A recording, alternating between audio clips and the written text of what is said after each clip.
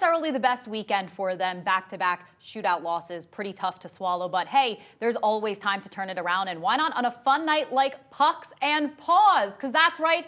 Who let the dogs out at the bank tank? Well, maybe man's best friend will be a good luck charm for the Walleye. Fish on the power play early. Brandon Kruse all alone in front to open up scoring. A little later, Riley Sawchuk in a full sprint down the ice. He wins the race to the puck and tickles the twine.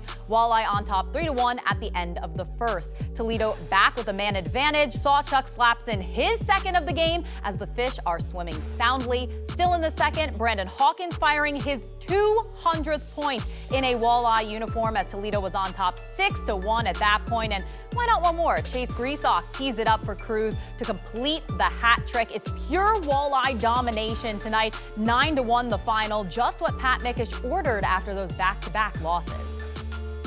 Yeah, it was a good response. And I think it's a kind of a sign of when we get out in front, we got to keep pushing and continue to find ways to be generating some offense. And we got some bounces tonight, but I liked our game in transition. Matt Melzak and Kendall Leinenkugel break down more. All right, thank you, Kendall. The big change from this game than the previous two nights. What was it in your mind that changed and why Toledo was able to run away in this game? So something that Toledo has been struggling with over the course of the weekend, with the exception of tonight, was playing a full 60 minutes of hockey.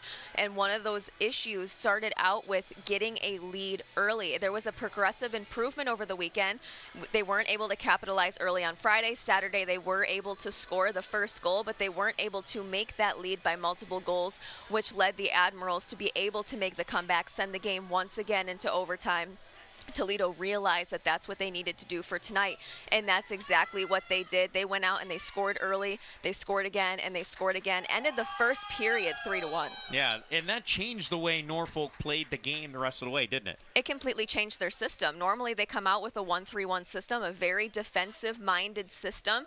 Norfolk, they like to come out and get on the scoreboard early and then fall back and play a defensive game.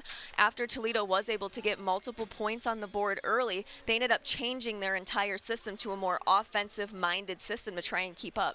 That certainly led to Toledo exploding. How about 18 goals combined the last two Sundays? The scores have been 9-1. They beat Cincinnati last Sunday 9-1, beat Norfolk today 9-1. So they end up finishing off the weekend getting 4 out of possible 6 points.